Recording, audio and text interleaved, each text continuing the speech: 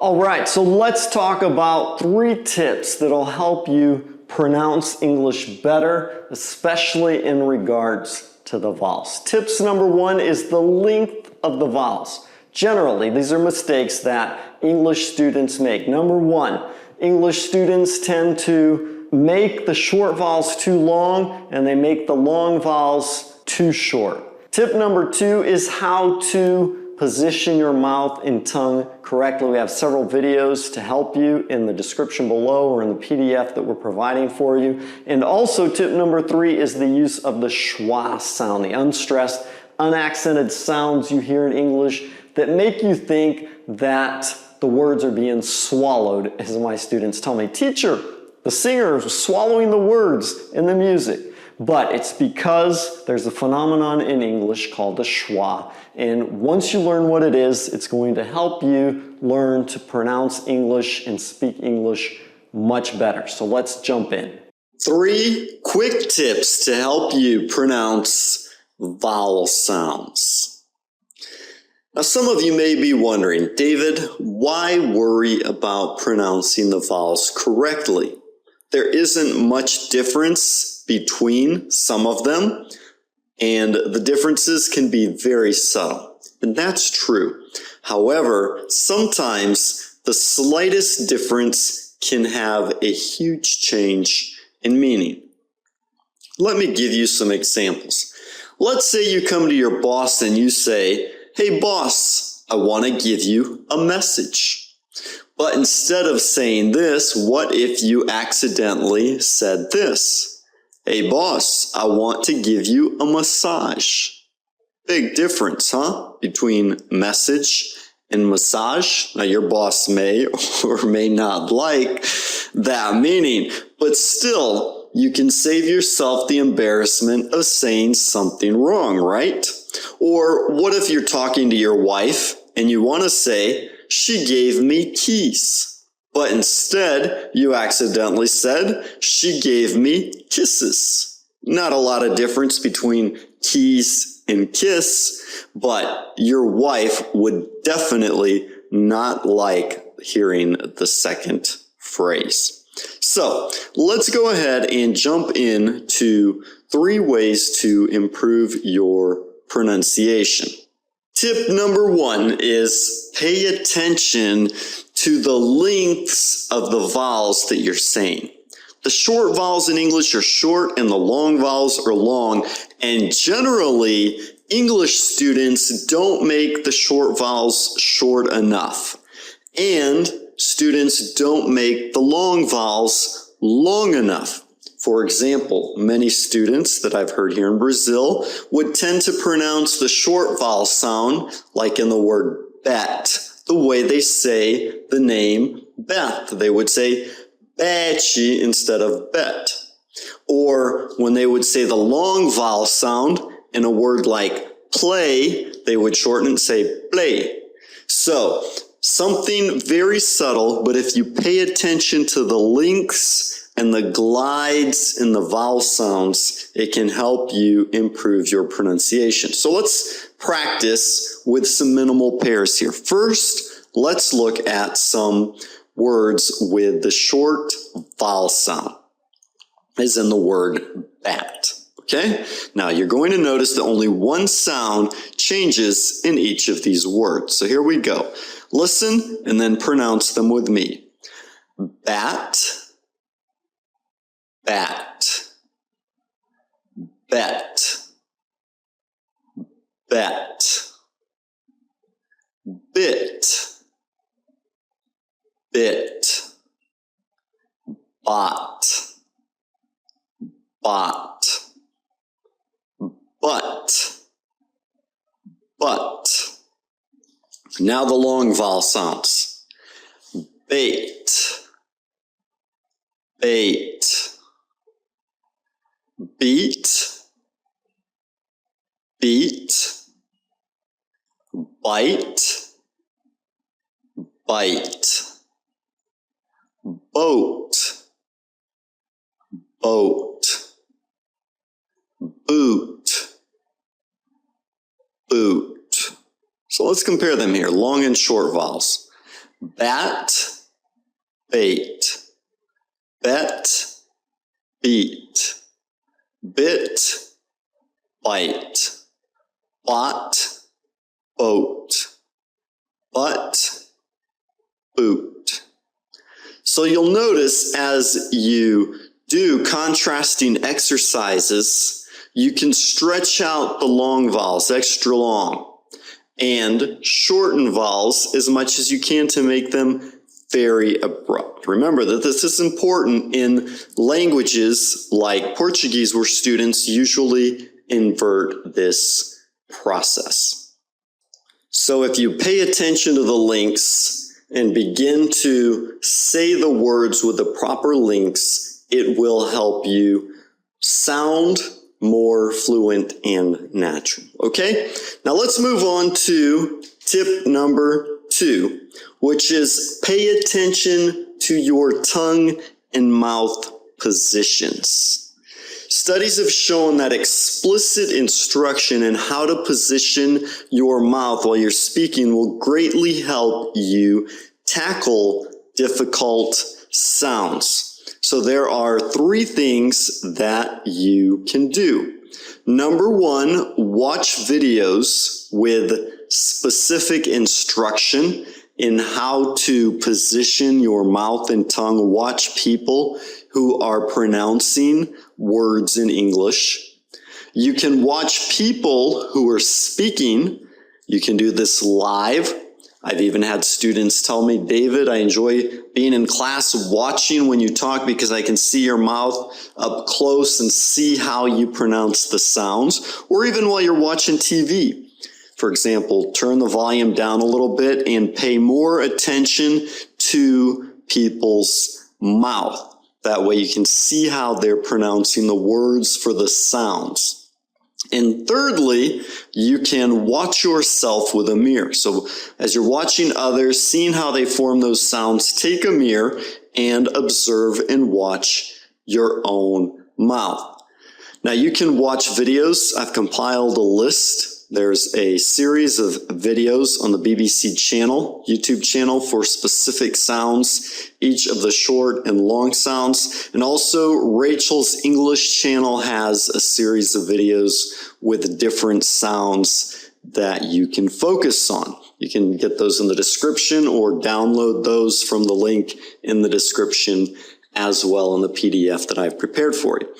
Okay, let's look at some important mouth positions. I'm not going to show you them here because you can watch them in the videos, but this is just to point out some of the important mouth positions that you can make.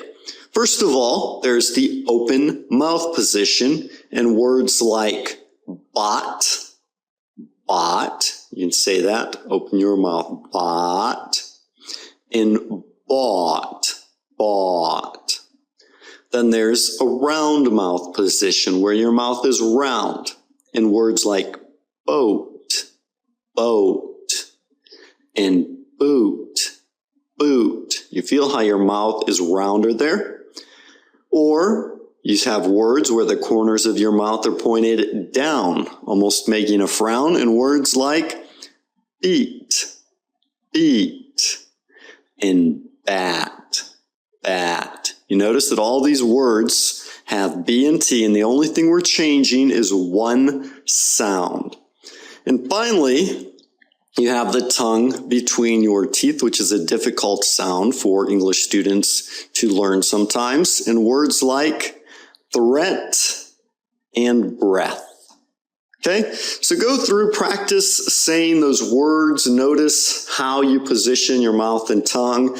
Go back and watch those videos in the links that I showed you so you can practice saying the vowel sounds more correctly and clearly. Good, let's move on to tip number 3. Which is learn to pronounce the schwa sound. Schwa sound is a difficult sound for English students to grasp sometimes. So that's because the schwa sound is mysterious. It's something that you hear but you don't really understand until someone points it out. oftentimes there are English students who have studied English for years and never truly grasped the schwa sound and what it is, because it's not something that you can really learn in school. It's not something that's generally taught. Now what happens is English is an accented language. It's not a syllabic language like Portuguese, where we give the same emphasis to every word. In English, we give emphasis, we accent certain words like nouns and verbs and adjectives and adverbs. And the other words, we just kind of, students complain that we swallow the sounds. That's what my students often tell me when they're listening to music. David, I just don't understand because they swallow the sounds. Now, what that means is that the words simply aren't stressed and emphasized. It's a weak sound, and it sounds like okay? So a lot of times, many words, the vowel sound isn't pronounced clearly, and instead you hear an So if you think of the words like yes, where you say or the word no, where you say that's kind of what the schwa sounds like, okay? So the schwa is represented by an upside down E, and it's just a weak sound that occurs in many English words. Now it's typical in unstressed syllables in words like memory, okay? We don't say memory, we say memory. You hear how that's a very subtle sound, and the O there isn't stressed. It's more of an than anything. So if you learn to talk like this, you will be well on your way to sounding like a more fluent English speaker. Another word for you to practice. Chocolate. Okay, it's not chocolate. That's not how you pronounce the word. It's chocolate. The O there is just kind of unstressed. It's an chocolate. The. Oftentimes you'll hear the word the in a sentence, but it's not pronounced the like you see it written. You just hear the dog, okay? It's because the is generally unaccented. Let's take a look at a few more here. To. Oftentimes it's not pronounced to, but it's pronounced to go, all right? When you hear it in a phrase. And is often unaccented. Of is clearly unaccented because you don't say of, you say of, and usually it's almost swallowed up in a phrase. So let's go through and repeat them one more time. Memory, memory, chocolate, chocolate, the, to, an, of. Good. So now let's look at them in some sample sentences where you can listen and repeat along with me. Pick up the knife. Pick up the knife. Okay, we're not saying pick up the knife. We're saying pick up the knife.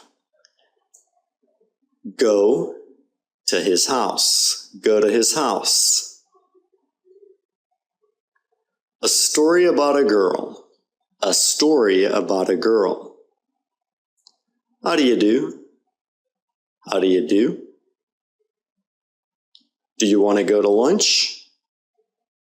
Do you want to go to lunch?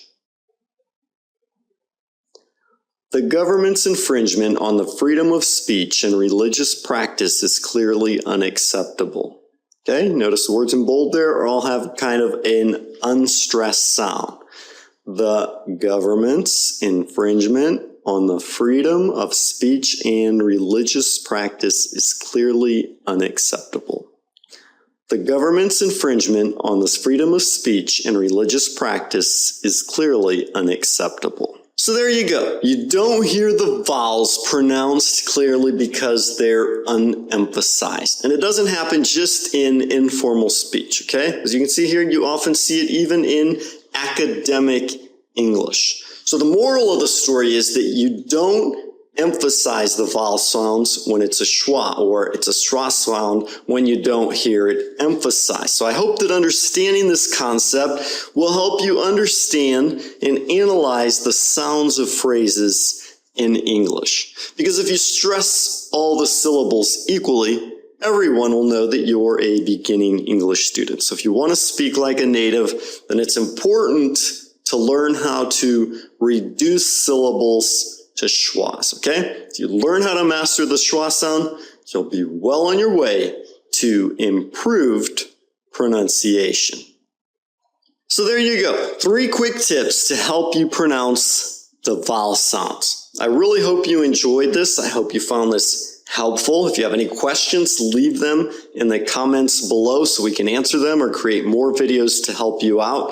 I hope you're enjoying this series of videos on the vowel sounds. I hope you already watched the previous one about the 7 guidelines. In the next video coming up, we're going to do a series of exercises to help you with your pronunciation and then play a game. Okay, so I hope to see you there. Remember to like the video if you enjoyed it. That way we'll know, and we know which videos you want us to create more of. And please feel free to share the video with your family and friends, because it will help us spread the word to other people who want to learn English as well. So have a great day. God bless, and bye-bye.